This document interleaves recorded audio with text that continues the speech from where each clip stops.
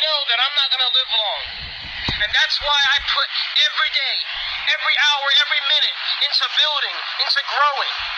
Why am I out here working on this plastic into fuel reactor I've been working on for 5 years, since I was 17? Why am I out here in 100-degree weather? Why am I out here despite being falsely accused and reported to the EPA and the IRS? Why am I out here despite weird black helicopters that turn off their radar transponder circling me 6 times at night? Why am I out here sleeping in my van, crazy humidity, mosquitoes, gnats flying in, and yet I still do it? Why am I out here despite having to drive 4 hours every time I want to work on this machine? Because when I was doing it in my parents' backyard, I blew myself up and I had to go to the hospital for second-degree burn surgery. I do this because this is my mission that I've assigned myself to. I do this because I do not fear death. I do not fear suffering or uncomfortability. You know what I fear? I fear allowing an idea of something that may not even exist or happen have enough control over your entire life to where you're not even really living your life. That's the only thing I fear. And thus, I am completely set on what I want to do here, and nothing will steer my course but myself. And I am not a quitter. And now that I've set my mind on this, because I wish to liberate humanity, I wish to liberate humanity from this cycle in which we're bound by waste, in this cycle in which we're bound by division, in this cycle in which we're bound by not knowing ourselves. I wish to free us all from all of this. And now that I'm set on that mission, I'm not giving up.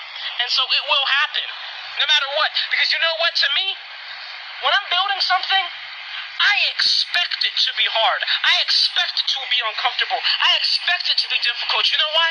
Because that's the whole point. You have to suffer to grow. You have to feel uncomfortable to attribute value to what you do.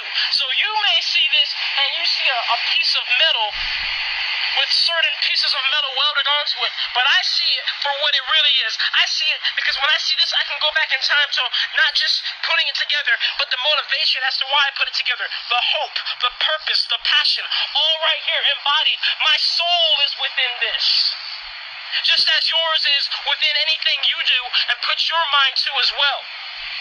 So if you wonder why I'm out here and why I'm not going to do anything else, stay on this mission until I see it through, until I say it's complete, that is why. Because it doesn't matter what anything externally is. There is no threat, there is no uncomfortability, there is no amount of suffering that will steer me from what I wish to do, because that is the life I wish to live. It's inevitable. All right, you guys, what you just heard is a young man, and he is really a young man. He's like 22 or 23 years old. His name is Julian Brown, and he is from the Georgia area. But nevertheless, he's came up with a monumental discovery. Now, I'm going to dive deep into this, but nevertheless, he's a young black man, and basically he found a way for a car to run off fuel made strictly out of plastic. You know, plastic bottles. Basically, he called it plasterine. And basically, you know, he's been doing his research for over 5 years, and he took a sample to Chicago, and he put it in a car, or excuse me, he put it in a truck, and it started up. And basically, he's saying that he's being watched, he's being followed. You know, his lab is like 4 hours where he live. He's sleeping in his car because basically he doesn't want to leave. And then he come back. I know why he's sleeping in his car. He wants to make sure they don't destroy his equipment. His outdoor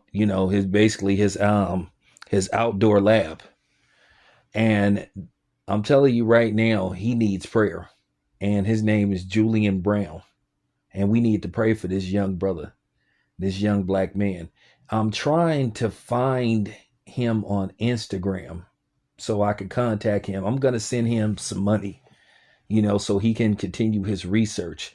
And at the end of the day, he feel like his life is in danger. He saying that he feels like he's not going to live because this could offset everything. This could offset electrical cars. This could offset, you know, basically the gas and oil business.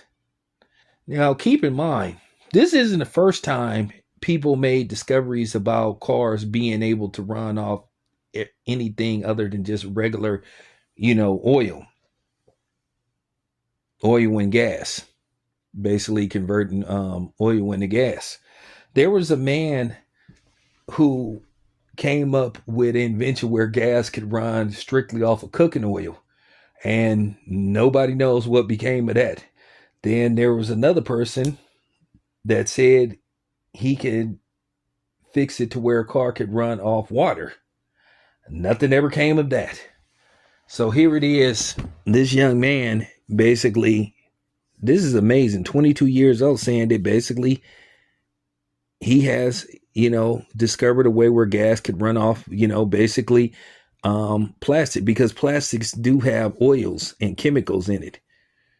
So probably what they're going to try to do, they're going to try to downplay his invention. They're going to say, oh, well, the gas may do significant damage to the engine. They're going to come up with every technical excuse to downplay and dismiss what he's trying to do.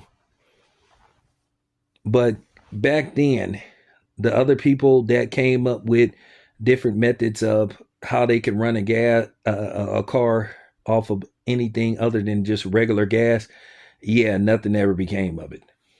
Now, keep in mind, this was, this was for the internet and social media evolution. So now I think it's a little bit tougher.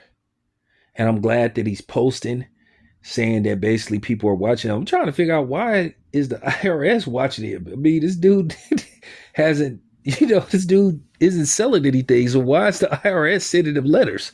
He hasn't officially, you know what I'm saying? He hadn't officially, patent and trademarked and all that kind of stuff. You got to understand, when you come up with the inventions, you got to go through steps, You just can't put something out. You got to go through a lot of steps, legal steps, patents, trademarks, a whole bunch. You got to get lawyers involved, all kind of stuff before you can just put something out on the market for mass distributing. Now, if you own some local stuff, like it, maybe, just locally, yeah. But you talking about nationwide distributing, that's it's totally different, animal. But at the end of the day, I'm going to pray for this young man, and I hope he's okay. And we all need to pray for him. This is a very interesting, story. Very, very interesting. Just think if something like this could take off. But at the end of the day, he puts the oil and gas companies, he puts them in jeopardy. See, he's messing with their bottom line. So that's why he was talking about, he's worried about, his well-being. I'm talking about, this is a monumental discovery, and hopefully what I hope is he can get some backers. But he needs to be protected. But I wanted to share this story with you guys. But anyway, let me know what you think. And once again, his name is Julian Brown. It's your boy Town. I'm out.